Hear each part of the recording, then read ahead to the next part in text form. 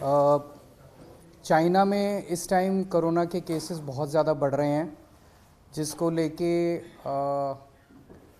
भारत में काफ़ी ज़्यादा कंसर्न है। चाइना में भी बढ़ रहे हैं और उसके अलावा कुछ और देश हैं जिसमें सुनने में आ रहा है कि कोरोना के केसेस बहुत ज़्यादा बढ़ रहे हैं। सब चाइना में जो वेरिएंट है वो है BF.7।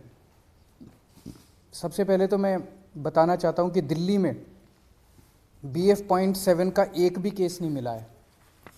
सो अभी फ़िलहाल घबराने की ज़रूरत नहीं है। ना केवल टेस्टिंग में मिला है, टेस्टिंग तो हम कर ही रहे हैं, जो भी कोरोना के केसेस आ रहे हैं उनकी जीनोम टेस्टिंग हो रही है। ना केवल टेस्टिंग में बल्कि हम कई जगह से, स्पेसिफिकली दिल्ली के 7 अलग अलग जगह से सीवेज उठाते हैं। सीवेज से एडवांस में पता चल जाता है कि आने वाले समय कि शहर में ये वाला वायरस है कि नहीं है। तो 7 अलग अलग जगह से डेली सीवेज उठा के और उसको टेस्ट किया जाता है, उसमें भी BF.7 अभी तक नहीं मिला है। दिल्ली में अभी जो भी थोड़े बहुत केसेस आ रहे हैं वो XBB वेरिएंट के हैं, या तो XBB वेरिएंट है या उसके सब लीनिएज है XBB। ये 92% केसेस जो दिल्ली में मिल रहे हैं वो XBB वेरिएंट के हैं। सो अभी तक फ़िलहाल कोई भी घबराने की ज़रूरत नहीं है। दिल्ली के लोगों को मैं आश्वासन देना चाहता हूँ कि फ़िलहाल कोई भी घबराने की ज़रूरत नहीं है। और बाई चांस, भगवान ना करे कि दोबारा कोरोना फैले, लेकिन बाई चांस अगर फैलता है तो हम अपनी तरफ से पूरी तैयारी के साथ हैं। आपकी सरकार पूरी तैयारी किए हुए है। एक तो जितने केसेस आ रहे हैं, भारत सरकार की डायरेक्शन के मुताबिक हम सारे केसेस की, जितने पॉजिटिव केस आते हैं सबकी जीनोम सीक्वेंसिंग कराते हैं कि वो उसमें कौन सा वेरिएंट है।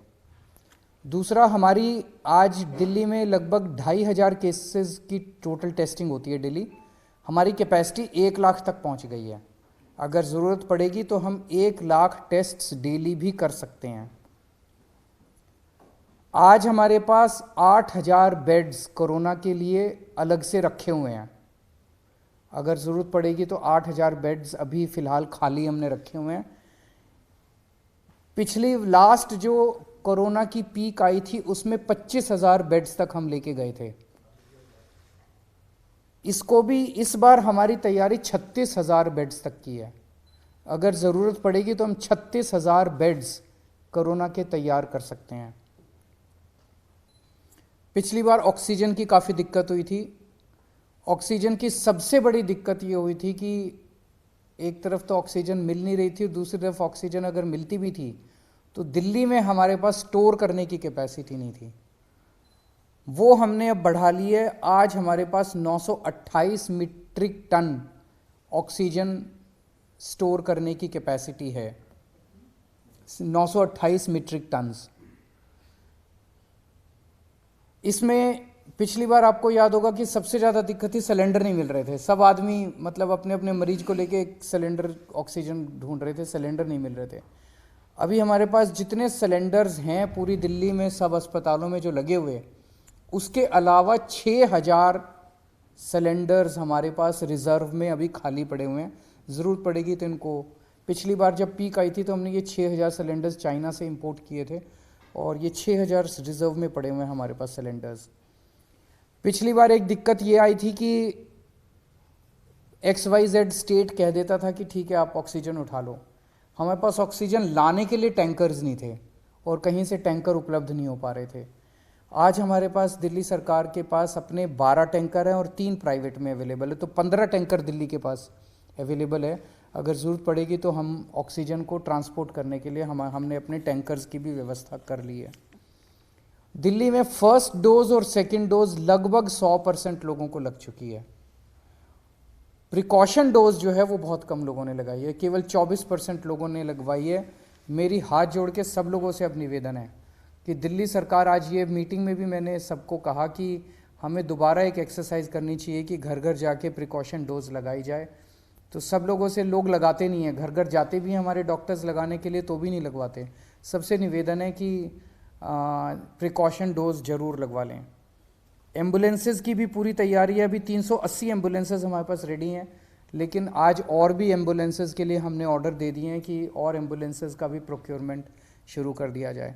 तो मोटे मोटे तौर पे हम तैयार हैं और भगवान ना करे कि कोरोना फैले, दिल्ली में कोरोना आए, भारत में कोरोना आए, लोग सुरक्षित रहें, स्वस्थ रहें, ऐसी भगवान से प्रार्थना है। सर मास्क मैंडेटरी करने का कुछ वो है कि प्राइमरी सबसे पहले बचने का तरीका ये माना जाता है? हम केंद्र सरकार के उस पे निर्देश पे वेट कर रहे हैं, क्योंकि सबसे ज़्यादा नॉलेज इस टाइम और एक्सपर्टीज़ केंद्र सरकार के पास है।